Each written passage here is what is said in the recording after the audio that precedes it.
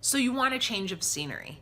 Before you pack your bags, let's set you up for some job search success. Here are 10 tips for your relocation job search and resume. Number 1, decide where you want to relocate. It can't just be anywhere. Do your research, get to know your destination's culture and infrastructure and services before you make the decision to move. Number 2, make sure you can legally work there. If you're relocating internationally, you're going to run into some visa requirements. Consider engaging an immigration lawyer to help you through this process. Number 3, back to culture. Familiarize yourself with your destination city or country's very unique culture. You could even consider attending groups or gatherings of expats that live in your current country that are coming from your destination country or city. And for cities in your home country, maybe you should visit it and make sure that it's aligned with what you want in your career and your life. Now let's talk about your resume. Number 4, before you go ahead and build your resume, make sure you familiarize yourself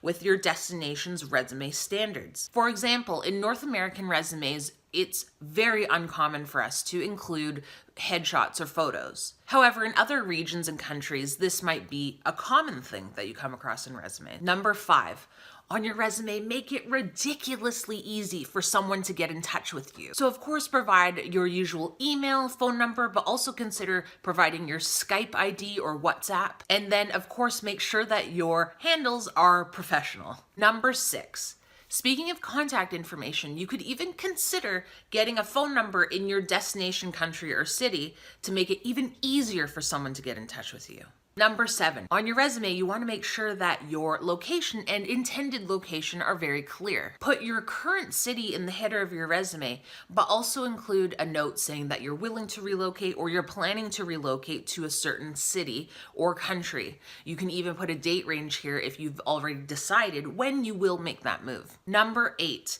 if you're relocating from overseas and you have acquired the proper visa status, make sure that you note this on your resume. So for example, many of my clients are coming to Canada with their PR status. So I make sure that that is included and noted in the header of their resume. This answers this inevitable question before it's even asked. Number 9, are you using the right English?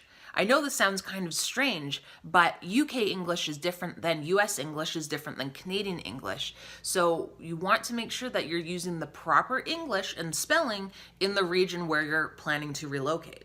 Number 10, highlight accomplishments that translate. This is where quantifying really comes in handy because numbers can transcend cultures, transcend languages. Also, if you've ever worked with some global brands that would be recognized by your target country or city, make sure to name drop those if you can as well. Are you planning on relocating? What questions do you have about your job search or resume? Put them in the comments below. And as always, stay tuned for next Tuesday's Tuesday 10. Thanks for joining.